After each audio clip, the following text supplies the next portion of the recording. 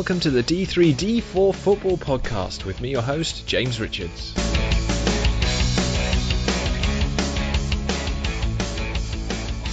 Good morning, everyone. It is Sunday the 15th of September 2019 and we are back for another Division 3, Division 4 football podcast. Thank you for tuning in and listening to us as many of you do every week.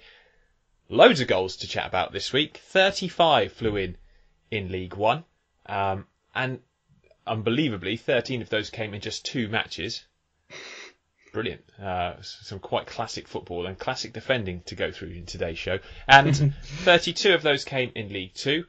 And like we said last week, not a single one of them was scored by Walsall. Although technically one was scored by Walsall. And we will definitely... it was James Vaughan. Oh, yeah, of course. Sorry, James Vaughan. Yeah, that was his goal.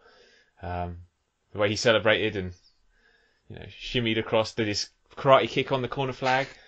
Yeah, definitely James. You love to see it. It's just like winning the FA Cup. That's right. It is indeed. But that is a classic own goal. We'll talk about it. But for me, we have a contender that might topple Wayne Hatswell's own goal while playing for Forest Green against Morecambe in the FA Cup all those years ago. But we'll talk about that when we get to League Two. If you support this podcast through Patreon, your support is always appreciated. We have a couple of new patrons joining us this week. Firstly, Mark Harby, thank you so much, sir, for joining the Patreon campaign, and Tim Robinson has also signed up.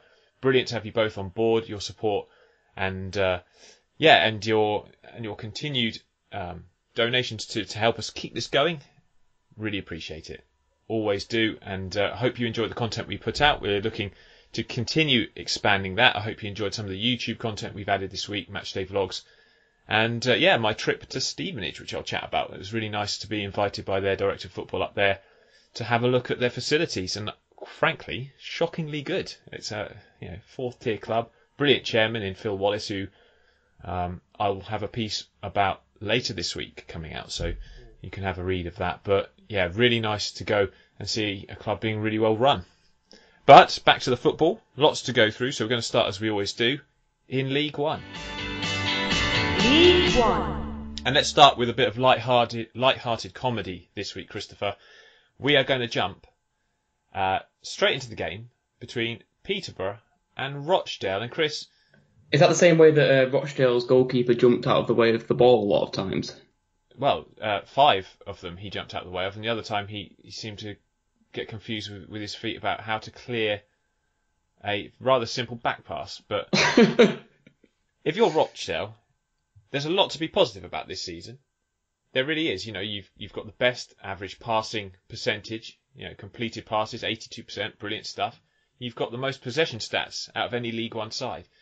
Yet you go to Peterborough knowing that they have one of the most deadly attacking trios in the league, of course, with Ivan Toney, Mo Issa and Marcus Maddison, and you give them the game. You help them. Why? They had one of the best defences in the league before that game as well. Yeah, hadn't they only conceded 2 goals? Maybe they were just... I think they were on 5 goals all season, and then they've conceded 6 yesterday. It's ridiculous, isn't it? But it wasn't so much, oh yes, they've conceded 6 goals to a very good attacking team. It's they've conceded 6 goals, of which all of them were preventable, and they've all been basically handed them on a plate. And no disrespect to Peterborough, cracking performance. Ivan Toney was really good. He's going to be one of the top scorers. He currently leads the League One scoring charts with 7, I think now. But my goodness me, it was a calamitous day from Rochdale's point of view. And I think, if you go back a couple of pods, warn them when they signed Robert Sanchez in the summer about his tendency to have a lapse in concentration. I've never seen him do it 6 times in a single game, I have to be honest. Well, I was saying this to you before, James. There's some shocking defending, don't get me wrong, but every single one of those goals, the keeper's done something wrong. The first one, though, is classic. If you were at the... Just launch it! Yeah, the Forest Green Exeter game, that harks back to last season, where literally a guy passed it back to him from the halfway line. He had no one on him, no pressure at all.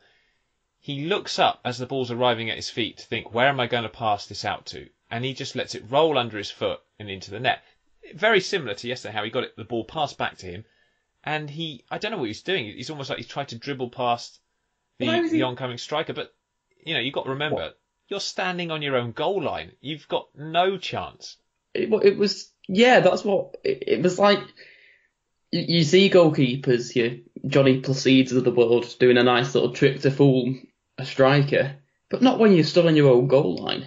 No, it goes down as goalkeeping gaffes DVD. You can make a goalkeeping gaffes DVD from this one game, let's be honest. And it was a poor effort from Rochdale. 90 minutes of content. Yeah, I mean, it was terrible. I mean, I feel for the Rochdale fans, of course, because that team, again, I think they had more possession than Peterborough during the game, but they didn't particularly threaten, and they were undone by, a distinct lack of ability to concentrate in the key moments, and it's cost them.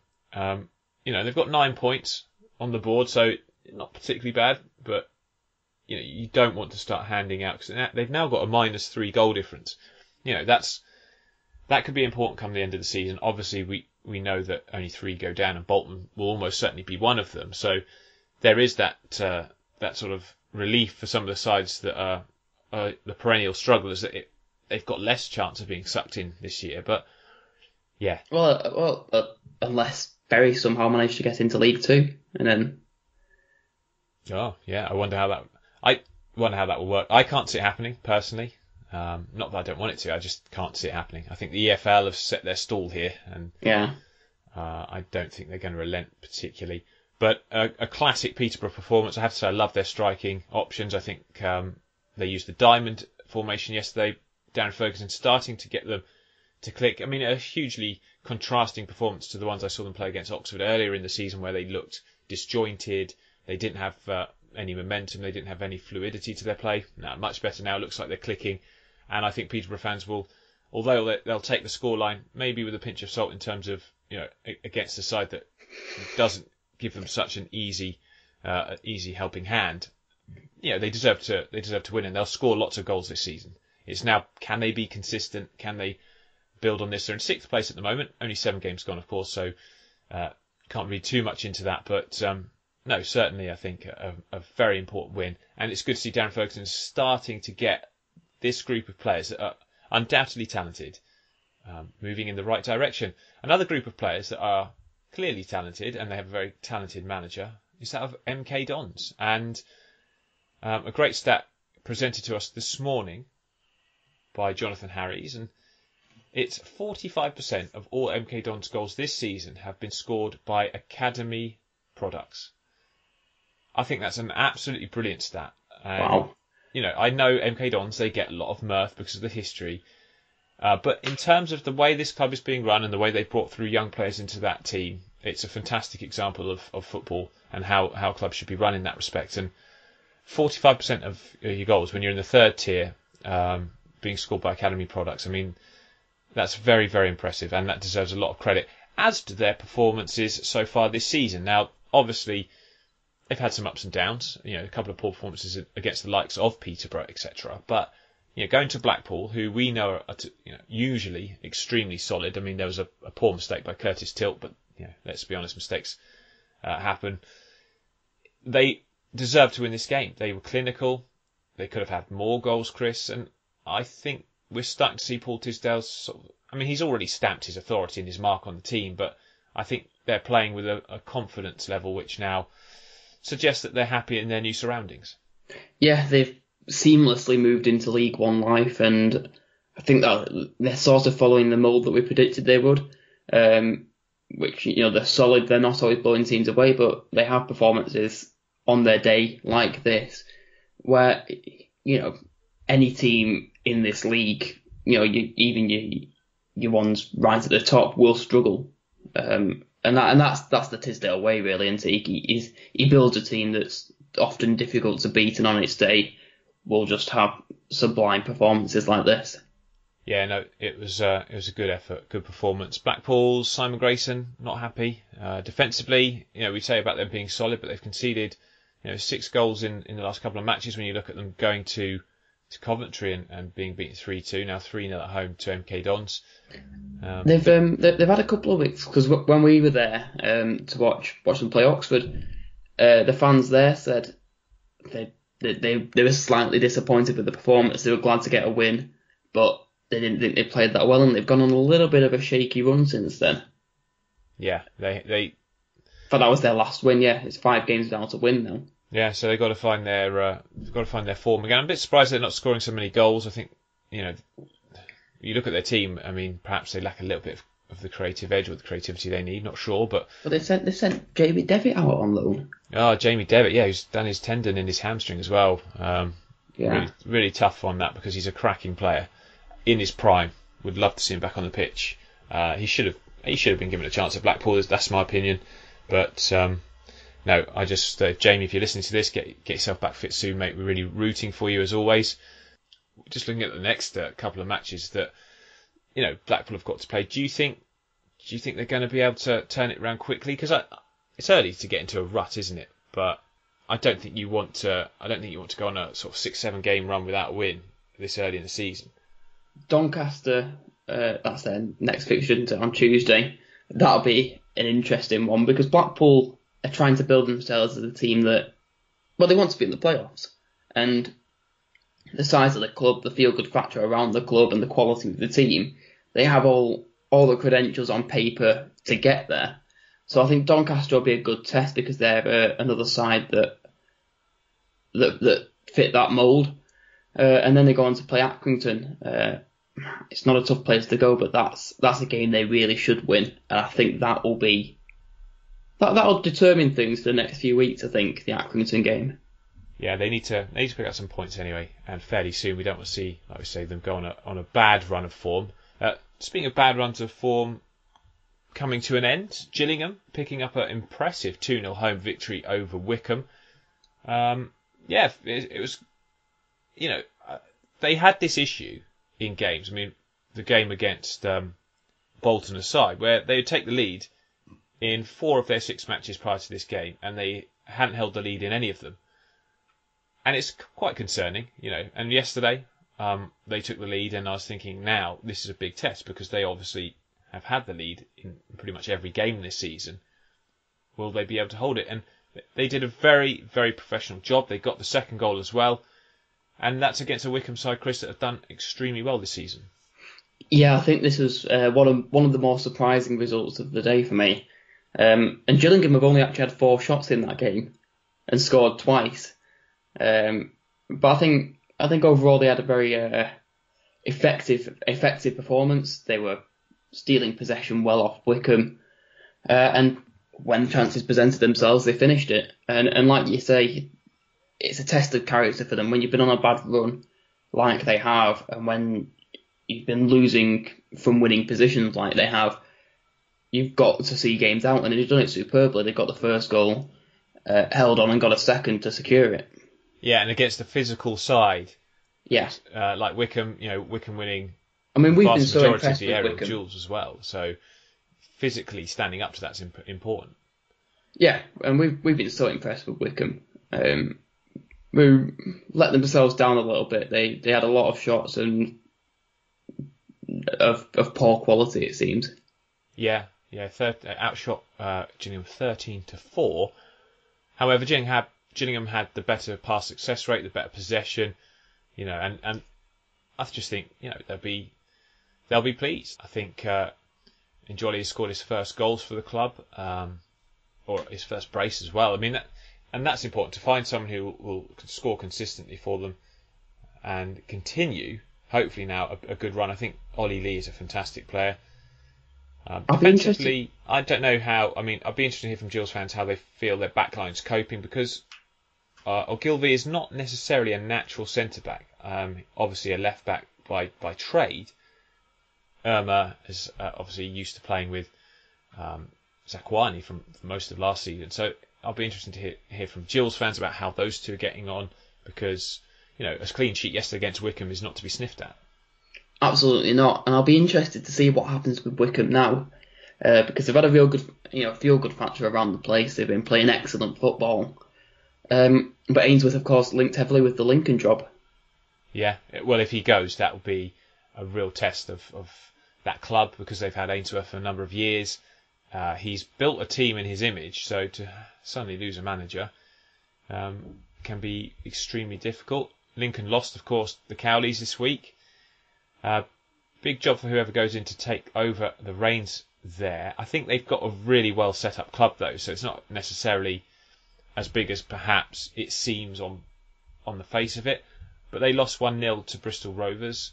I think Bristol Rovers would be absolutely thrilled to go to Lincoln and get that result, because it's a really difficult place to go and win.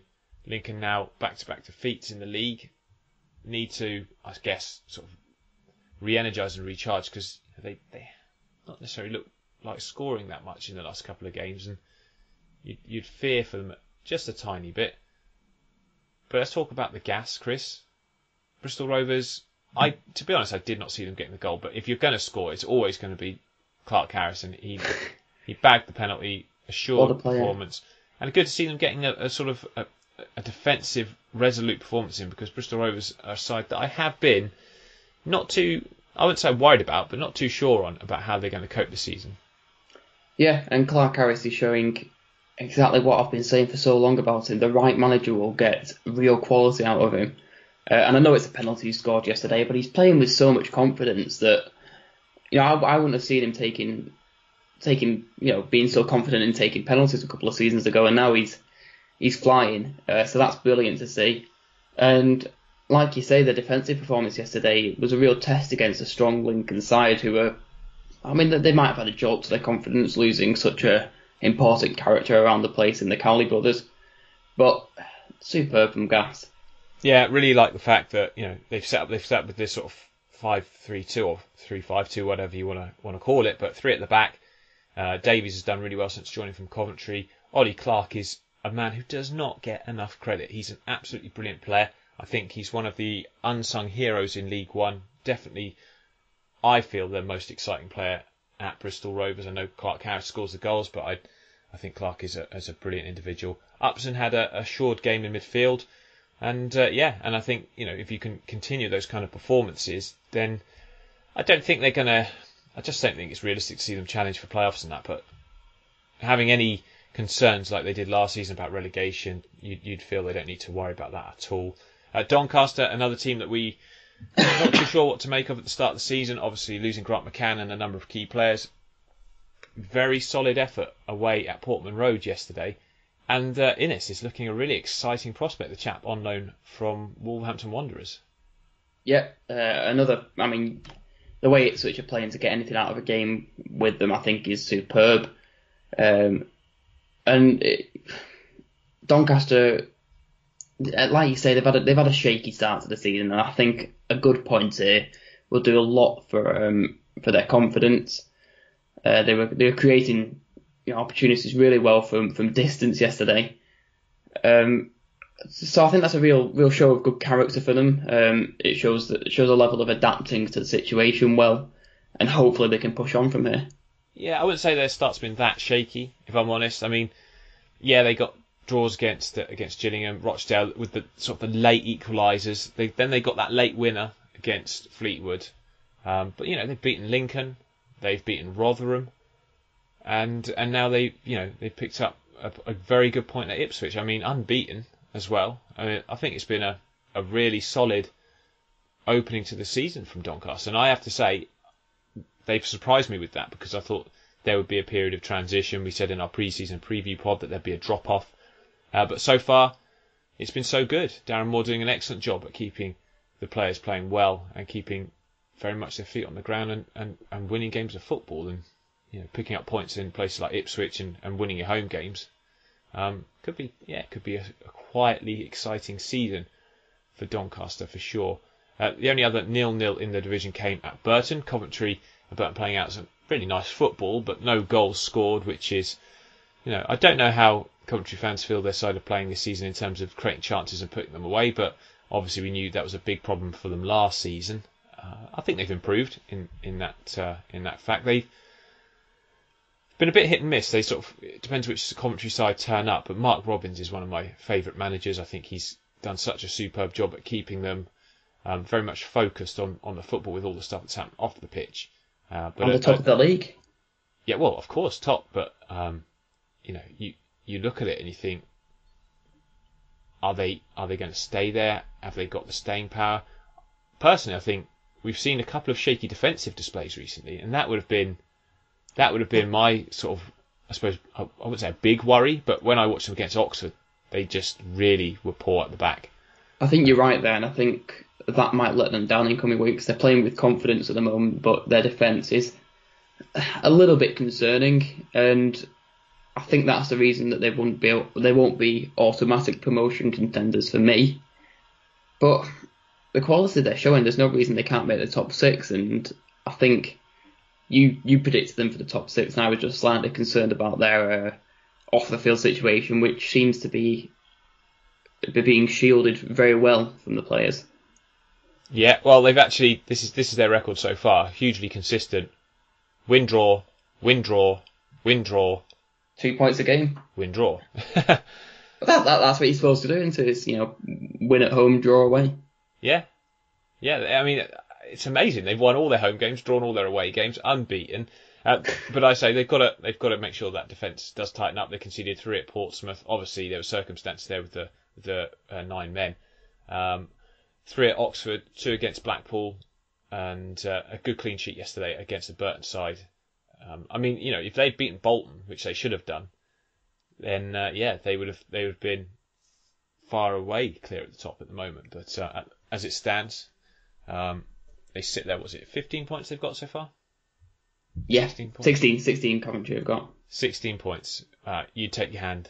You sort of bite the hand off to get that at the start of the season. At this stage, I think it's been a really, really solid start, really solid team, but and a clean sheet on the road. Maybe Coventry can continue. Good article on our website about them recently this week, so go and have a look at that. Just like asking some questions about where they go next. So yeah, definitely cast your eye on that, because I think that's the thing, isn't it? They playing well on the pitch at the moment, but long term they need to have a solution to their off the field issues, because I don't see how they solve it. I really, with Sisu in charge, I don't see how they change it, because I don't. No. How do you rebuild a trust between Sisu, the council, and Wasps? Because they've just perpetually suing them. Impossible situation to rectify. It needs rectifying for the sake of the fans and the club. If they don't, it's all very well. They have this great season on the pitch, but long term, you don't want to be playing in Birmingham. You want to be playing in your own city. I can't think the EFL will allow it long term. No, they were very reluctant to let them leave Coventry at all. They told them they had to find somewhere within 6 miles of Coventry city centre at the time, and then they couldn't get a deal with the was it the rugby team or one of the non-league teams. So they allowed them to go to St Andrews, but the EFL is coming under more and more scrutiny, and they're going to have to really clamp down on this sort of thing. They will, and it's a sad state of affairs for a club that's doing so well on the pitch. One club that is finally starting to sort itself out on the pitch is Bolton, although the scoreline yesterday suggests they've got a long way to go. They were beaten 6-1 by Rotherham. A couple of key injuries though for Bolton in their squad. It's obviously 9 deadline day signings, but that's their entire squad essentially, because they hadn't got any senior pros pretty much left to play for them. Remy Matthews is perhaps one of them. I mean, he's been, I think, a very decent keeper for them so far this season, considering how many goals they've conceded. I think it's slightly unfair to judge him on that, but he certainly made more saves than any other keeper in this division so far this season. Just suggests how leaky his defence have been and how much work he's been given to do by that defence. But another spanking yesterday. Rotherham were excellent, I have to say. Their moving, their passing was top draw. Great to see the finishing of Ladapo continuing. It was a big move for him and for fairly big money. Yet he hasn't let anyone down so far, scoring good goals. And I thought everyone in that Millers team really put in a good shift and put in a good performance. And it turns out that changing dugouts, Chris, does have a profound effect on the results on the pitch. Well, I do want that on Football Manager next. Yeah, it should be. I mean, it asks you, the measurements of the pitch before the season starts. And I always wonder, it doesn't really matter that, does it? And then, clearly these minor things do have an effect. Yeah. What brand of toilet paper in the changing rooms? But I do remember one time when I was a ball boy at Oldham, Lee Johnson starting to look at how the ball boys were doing their job, which came with a lot of controversy. I tell you what, fine margins in football, and whatever, if Paul Warren thinks it has a psychological change on his team, then he's going to do it, and fair enough. It seemed to work yesterday. Shrewsbury went to Wimbledon. Chris Cummings getting his first goal. I think he's a cracking signing. Haven't really spoken too much about him, but Jason Cummings, and really impressive with him. Obviously, he needs to settle down and have a run of games at a club for an entire season. He had obviously a good start at Peterborough, then it all went to the wall. Didn't really get a look in a spell at Luton, and now I think he needs to settle in at Shrewsbury and get as many games as possible. Callum Lang there as well, but a very poor first half performance at Wimbledon. Again, not taking or not making the most of a period of the game where they were vastly on top. Donald Love had to clear off the line at least once. I mean, one of them was really good. He got it with his thigh and then tonked it away. But Shrewsbury, I don't know. I haven't yet decided what to make of them this season, because they've had some really poor performances, but shown a lot of promise at the same time. So it's still for me. I think they'll settle. I think they'll be a mid-table side, and I think they will settle down. I think they will if they give people like Cummings a long run in the team, because I think he'll be a striker that can easily get double figures. And Callum Lang can as well. Yeah, he did for us. He got 12 goals, I think, for us or something like that. They don't play with wingers though, Shrewsbury, do they? I mean, they play this three at the back system, and as much as I can see why people like to play that, I don't always think it brings out the best in a side in an attacking sense. I mean, I'm old school when it comes to formations. I quite like either a 4-2-3-1 or a 4-4-2. Yeah, 4-2-3-1's always good. I think if you've got good wide men, Norburn will be quite an important player. I think Gross has impressed so far, but Callum Lang and Jason Cummings is a really good sort of pairing. I think if you have Lang sort of on the right cutting in, that's how we used him. We had a sort of the typical one. We had Callum Lang sort of on the left or on the right, and then we had O'Grady and Surridge up front. And so there was a lot of creativity in that. You had O'Grady holding up play to give to Surridge or Lang. Lang was cutting in from the wing as a sort of inside forward. So I think if you utilise him right, you've got. He should be playing in the Championship for me with the quality of last season, and I'm not sure why we're going to have sent him out on loan again. Yeah, well, they're not exactly ripping up, too many trees, are they? So, but no, their loss, I guess, and Shrewsbury, I think, will take full advantage of that. I think if he gets a run of games, I think they'll do very well. Jason Cummings, I'm quite excited to see how he does this season. Southend have a point, Chris, finally. Yeah, just about. Humphrey's getting a brace. That's his third brace in his EFL career, and his second in as many weeks, I think. But I mean, second of the season already. He's going to be a key player if they're going to turn around this awful form. Gary Waddock obviously will be in contention for the job. Not certain whether it's just going to go to Alan Barrett. I think he's a man with huge association with the club. Phil Parkinson, obviously on the EFL on Quest, said that it wasn't for him, and I can probably see why. I think he has had such a tough time at Bolton. He probably doesn't want to go into a sort of relegation scrap of a job. I wouldn't be surprised to see him wanting a little bit of time off just to breathe. Yeah, he's such an eloquent bloke and so sort of chilled and calm when you see him talk.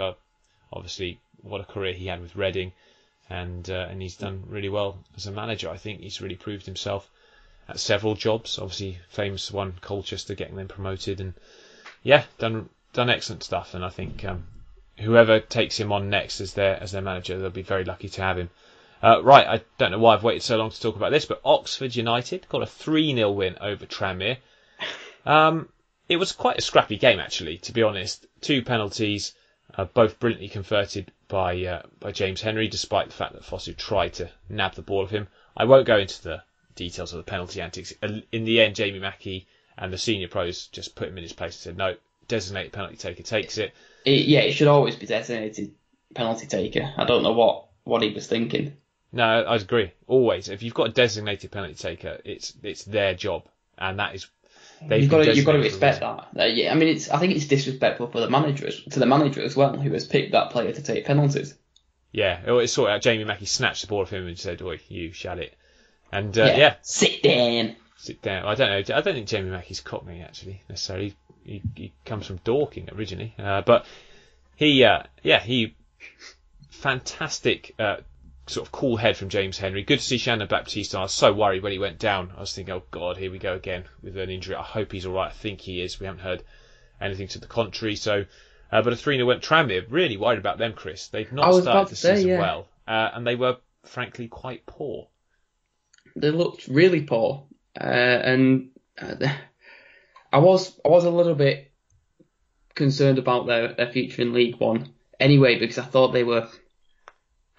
Fortunate's the wrong word, but I thought they did well to get promoted last season. The game I saw them in, I didn't see them at Boundary Park, but I saw them at Prenton Park last season. They didn't blow me away, but they were getting goals because of the likes of Norwood, and got promoted.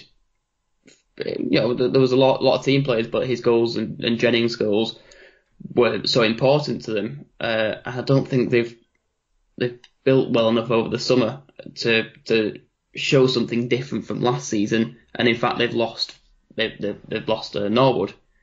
Ollie Banks, it seems, isn't as popular with the fans this season, and it's what we said at Oldham. He's ineffective in League One. He did superbly in the conference and in League Two for Tranmere, but send him up to League One, he's not doing the job. No, well they certainly didn't get much of a sniff yesterday. I mean, an early save from Eastwood and a brilliant block by Gorin on the follow up. Probably their sort of most standout effort. I think apart from that, they were aside a lot of, don't get me wrong, they battled hard and they had a few spells of possession, but they didn't really trouble Oxford and they didn't look like they were going to score many goals. So if you're a Tranmere fan, interested to hear your thoughts on the start to the season that you've had. It's been certainly quite tricky. And the final game, of course, that we come to is Accrington, who have also struggled so far this season. I mean, a little bit more understandably given their budgets. But Sunderland went there. Sunderland got the 3-1 win. Important to do that, I think, because, of course, we know Sunderland fans go to places like Accrington. They expect to get results. And, they did very well. Yeah, I did, because Accrington obviously took the lead. And I saw that come through on my Twitter. I thought, it's happening again for Sunderland. So they were thoroughly professional. They didn't let it worry them too much. And they came out with a win, rightfully so. They did. They came out with a win. And one man who seems to like playing against Accrington is Aidan McGeady, because he's played against them on 4 occasions for Sunderland in all competitions. And he scored 1 goal in each of those games. So there you go. He certainly enjoys the occasion against Stanley. Probably more than the Accrington Stanley like to see him, if I'm honest. But they've had a struggling start to the season. Sunderland back up towards the sort of top end of the table, 2 points off the top of the table, in fact, after that win. Game in hand over Coventry as well. So, and they've got a decent run of form going. All right, they lost to Peterborough last week, but before that, 3 wins. Yeah, no, they're doing okay. And I think there was a mention of Sam Allardyce wanting to come back to Sunderland. I don't. It'd be very, very, very harsh, wouldn't it? Yeah, very, very harsh on Jack. I'd love to cover Big Sam on this podcast, though. That'd be quite funny, wouldn't it? Would be quite funny. Anyway, with his pint of wine. Oh yeah. I don't know if he'll ever get back into football, but coming back to Sunderland when they've on a decent run with a manager, I think he's got a lot about him. I think it'd be a bit harsh. Pint of wine. Let's jump down into League Two, because a load of action down there to talk about. League Two. So we'll start with Crawley. They beat Mansfield by 1-0. Mansfield fan Carl says that this was a really good first half performance by Crawley, but they just didn't, they nabbed it with a deflected goal in the second half after sort of falling away somewhat. Stags obviously still have Andy Cook to come back. I think he'll be an important player for them. John Dempster, though, is struggling. There's a little bit of fans turning against him now It's not been a great start to the season. I know they've had injuries, but with the squad that they've got and the talent they've got and the budget that they've got, they should be storming this league. They should be. They should be. I mean, they missed some good chances yesterday. Don't get me wrong. Danny Rose overrunning one particular effort, and then sort of about 3 or 4 other opportunities they were wasteful in, but they didn't really get hold of the midfield, and that's a concern for them because they're getting back to a fit squad, and they need to show a little bit more. And I think the worst discipline record in the league. Yeah, there's talk of fans wanting Phil Parkinson to go there. I mean, that would be a massive coup if they could get him. It's the right sort of club for Parkinson. Well, they've got good money. I think he deserves to be at a club that's well run for a change. And Mansfield have got money and a budget, so send him to Oldham. They're a well-run club. Oh yes. So he'll absolutely turn up there. Thrilled to be told which players he's going to be buying. But I have to say, I think maybe give him a little bit longer. But it's how much longer do you give him? We're not yet reached the 10 game mark. But if your ambitions are with this money that they've spent in the budget they've got to get up, sitting in the sort of lower half of the table, it's not good enough. So we'll keep our eye on that. Gabriele Cioffi, his Reds continuing to be very, very impressive. As are Exeter, 2-2 draw with Leyton Orient. Again, showing character to come back from a deficit late on. Nicky Law, an important player for them, got over his neck injury to return to action in the last couple of matches, and he's continued where he left off. Very important performance. Leyton Orient, that is a good point. I think obviously frustrated by conceding late, but if you go to Exeter, you get a point. You'll be very, very happy to do that this season. Yep. Crewe and Cambridge, Chris. Referees, they do come under a bit of focus. Now, the red card in this game, I'd be interested to get your thoughts on it. I thought it was a slightly harsh decision, but you can see why he sent him off. The penalty was atrocious. The red card's one of those. Sometimes they're given, sometimes they're not, and I'm not sure you can argue with it too much. But I watched that because I can't see how he's given that penalty. I don't get it. No. Huge frustration, isn't it? I mean, let's not get away from it. Crewe defended the first goal, or was it the second goal? The cross coming in and Lewis heading it in. That was the equaliser, the second goal, really badly. So you can't point fingers at anyone but yourselves for that goal. But when you're down to 10 men and you're playing in a game where you've battled back and you're in contention, that penalty is an absolute killer. Referee's in a good position as well. Not sure. He's right square to it. Yeah, it's really disappointing because it's great to see Juma Anine. Is it Anine or Anine? I don't know, but I mean, he don't know quite how you pronounce it, but he got the goal. Huh? A9. He got the goal though. Really, really good to see him scoring because obviously Chris Porter, they rely on him quite heavily. He came off. Don't know if it was a knock or an injury, but you need that big player up front for Crewe with the way that they knock the ball around and have good young sort of mobile players, but they need someone to play off, and he got the goal. Cambridge, let's not be unfair to them, a very impressive and very important win because not many teams will go to Crewe this season and win, but when you've got that extra man in your squad, with the referee of course in this occasion, it does help. And I have to say, really disappointed for Perry and G because it's actually quite a good tackle that. Yeah, it's a cracking tackle, but Cambridge needed that win. 3 losses, including a loss to Oldham, so they'll be deeply worried about that. Sam Smith needed the goals as well. Sam Smith is a player I have not been impressed with since seeing him play at Oxford and Shrewsbury. Bagged a couple of goals there, and that might do his confidence a bit of good because he has struggled in the EFL in his career so far. Yeah. Northampton though, Chris, starting to wake up a bit. Yeah, what happened with Newport? Well, I mean, obviously Jamil Matt got sent off, but that was fairly late on. I think we've got to give credit to Northampton here. If I'm honest. Yeah, I mean, Keith Curle had been playing a less aesthetically pleasing style of football until yesterday. They've come out, they've played exciting football, and they've got 2 goals. They had 12 shots. They were counter-attacking well. They were using the flanks well.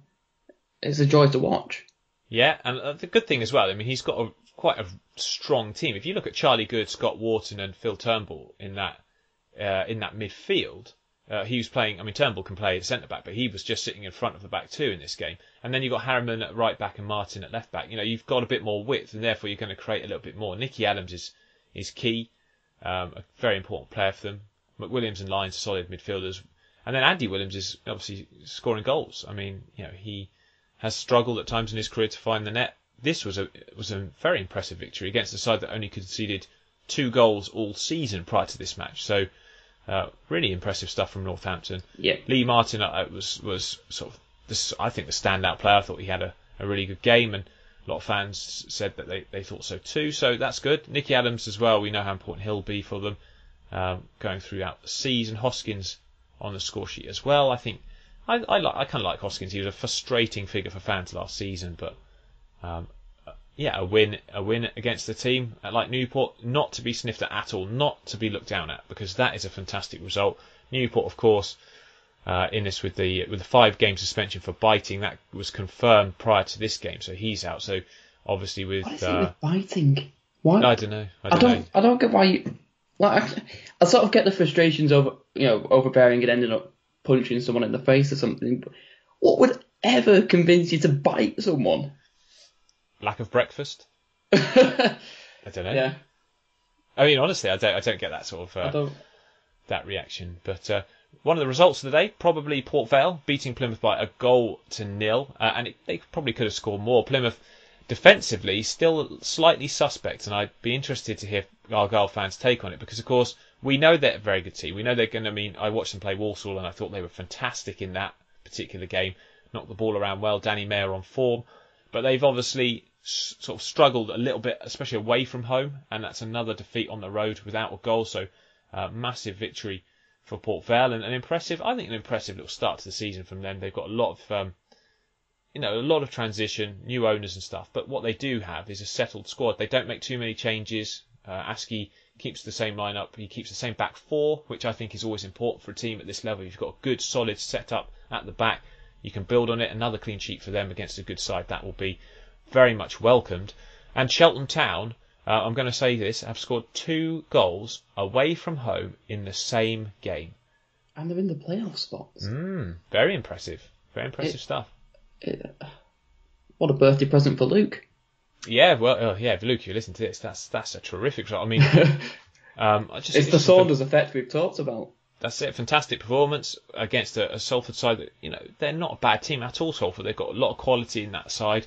But not walking away with the league like the bookies expected. Yeah, that's rubbish though. That's rubbish. I can't. How can you put a team that went up via the playoffs in the National League, going to walk the division based on what? They didn't sign. They signed Richie Towell, who went off injured, but they didn't sign anyone else who you'd say, oh my goodness, they're spending millions and they're buying success. They've got a good side. They shouldn't struggle too much, but Oldham are catching up on them. Yeah, this is League Two. It's a tricky division to be in. I was kindly invited down to see the Stevenage training ground in the midweek, and it was lovely to go there, meet the players, meet the staff, meet Mark Sampson. The result on the pitch, though, on Saturday, again, ultimately a frustrating match. Curtis Guthrie banging 2 goals. That's important for him because he is going to be an important figure for them this season to get them out of trouble. But they still have a number of injuries to key players at the back. Obviously, Scott Cuthbert not there, Van Koot not there, Nugent not there. These 3, I think, are their key defenders, and all of them essentially missing. So it's always going to be a struggle. You can look at it in 2 or 3 different ways, but no matter what you say, football does have an element of luck in it. And if you're missing your key back line and you're missing 3 players of quality in defence, then you are going to struggle. But I'm really worried about Stevenage. I don't see where they're going to get the points from. I see what you're saying. I think if they get their players back, they might. Well, I put a tweet out about Marmia getting sacked, and I thought it was a poor decision, but it seems I've slightly misunderstood the situation there. It seems like it's such a low feeling around the club. And, alright, they've got to get these players back and they have got these injury problems, but if the feeling around the place is that low, they're pinning a lot of hopes on something here. I don't think so, though. I mean, when I went there, I mean, obviously Dino's gone now. I can't speak about what the mood was like before I was actually there, but it was buzzing. The place was really, really lot of energy. You could feel the energy the new managers brought to the building, to the players. But I just feel that if you look at the goals they conceded, that's got to stop. That has got to find a remedy. And credit to Carlisle, 3-2 win. Stephen Pressley has been quite cross with the way his players have played in recent weeks. He's got in Nathan Thomas and Harry McCurdy two fantastic players though, but he dropped McCurdy because I think he realised that he needed a bit of a kick up the backside. Whatever he did, it's worked because he really put in effort in that game. You could see he was absolutely up for it. Bagged a couple of very good goals, set up another, so fantastic performance from him. Definitely player of the match in my opinion.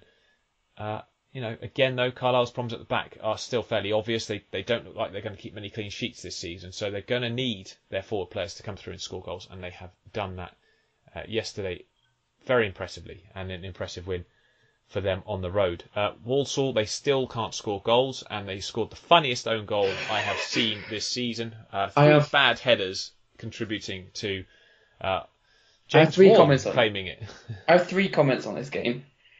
Why did Bradford not wear their third kit? How do you take a penalty so badly? And how do you claim that own goal? If you want to watch this back, it's worth doing. I watched it about 4 times. It's just it's a piece of art. The way he jumps, it's kind of hilarious in itself. But the way as he heads it, he's looking away from goal as if, I've got this one. I've cleared this really well. But instead, it's hit him on the back of the head and flown into the corner. It's just hilarious. It jumps like a fish or something that's been taken out. You've just caught a fish and it starts flapping about on the side. It's not what you need when you're struggling and you're not going to score many goals to gift them essentially the winner in the end. So still James troubles. Vaughan just wheeling away, celebrating as passionately as he did. It's like my goal. Yeah, it's mine all day. I definitely got that. It's like you're 10 miles away from it. You never touched it, mate. Never touched it at all.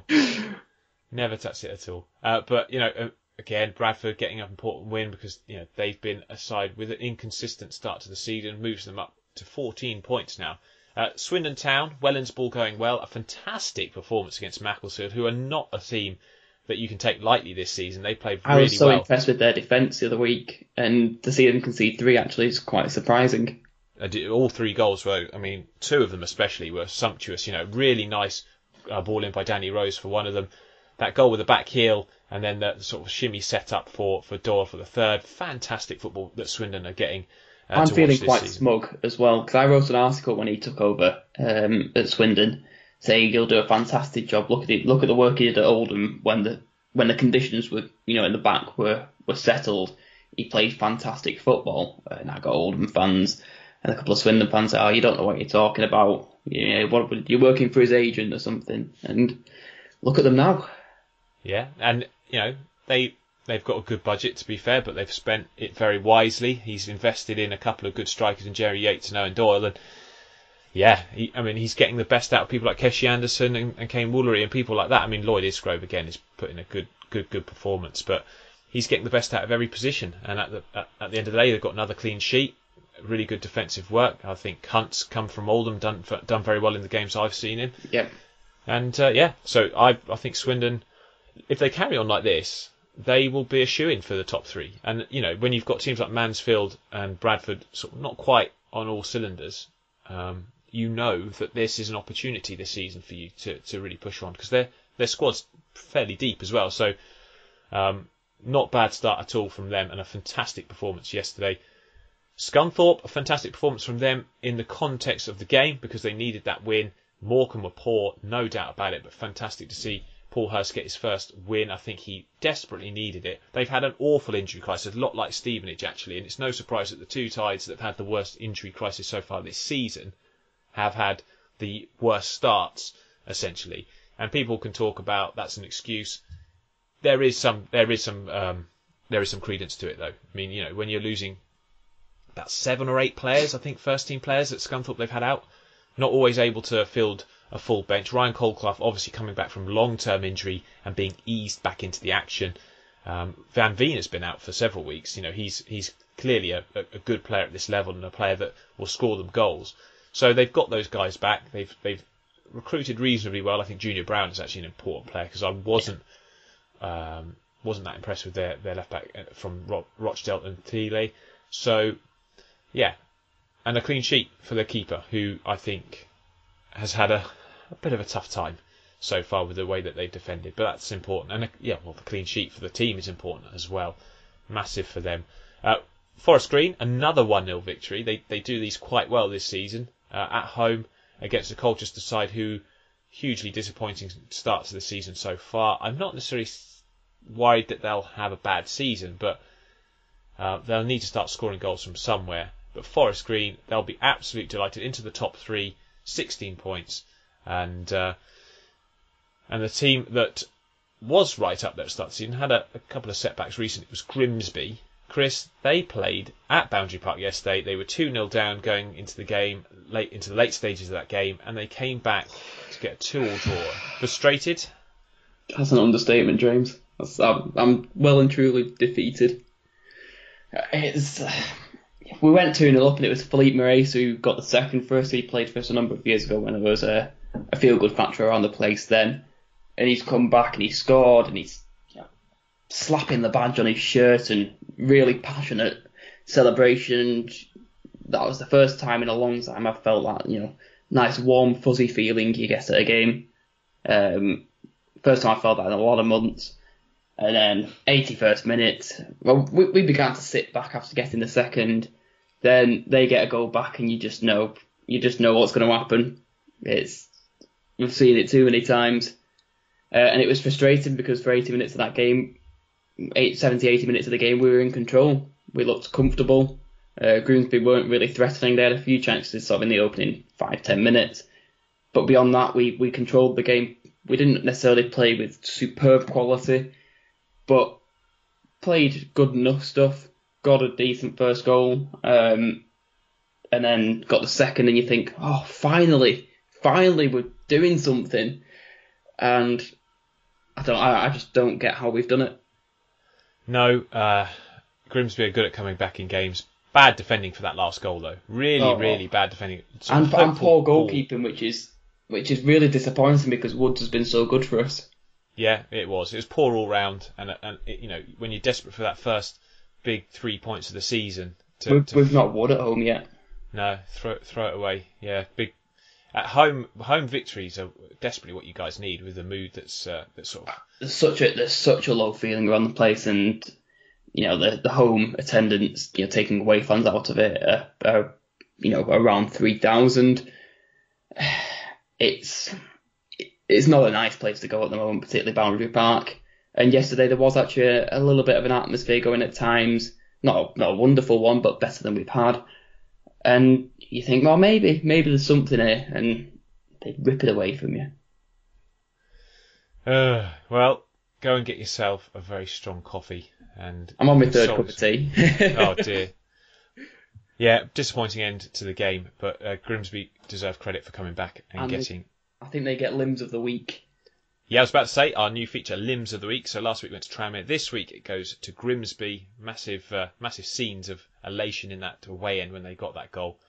But yeah, they've got a big game coming up in the Cup after winning in midweek, so they'll be playing Chelsea away. Looking forward to seeing how they do in that one. But thank you for listening to this podcast again. So give it a like and a retweet on Twitter for us. If you want to join the Patreon campaign, you can do. We'd very much welcome you, and we really appreciate the support in that. Chris, despite your low mood from that result yesterday, thank you for coming on and giving your thoughts as always. That's all right. And yeah, until next week, guys. Enjoy all your Tuesday night action. There's going to be a whole round of fixtures on Tuesday night. So if your team lost this weekend, hopefully you can get straight back in. We've got Scunthorpe. Can we win one? Yeah, that's going to be a really big game. They've coming off a big win as well. So I might actually buy a match pass for that one. Ooh, going to be splashing it out. There you go. I'll wind my housemates up. So guys, thank you for listening, and yeah, enjoy the matches on Tuesday, and we'll be back next weekend to cover it all. Until then, goodbye.